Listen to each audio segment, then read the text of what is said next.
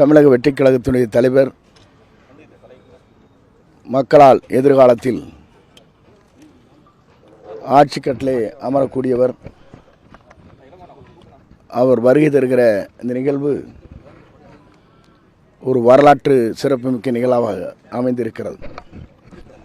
குறிப்பாக காவல்துறை என்னென்ன வேண்டுகோள் வைத்தார்களோ அதை காட்டிலும் கூடுதலாக பாதுகாப்பு அரண்கள் அமைக்கப்பட்டிருக்கிறது. வந்து செல்கின்றவர்களுக்கு தனியாக பாஸோ அல்லது ஐடி கார்டோ QR கோடோ கிடையாது. பொதுமக்கள் அனைவரும்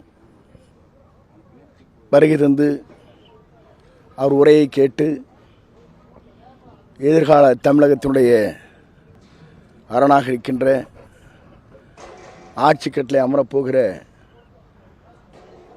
மக்களால் இளைஞருடைய எழுச்சி நாயகனாக மக்கள் நேசிக்கக்கூடிய தலைவராக இருக்கின்ற விஜய் அவருடைய கூட்டம் சிறப்பான முறையில் அமைவதற்கு எல்லா வகையிலும் உங்களை போன்றவர்கள்,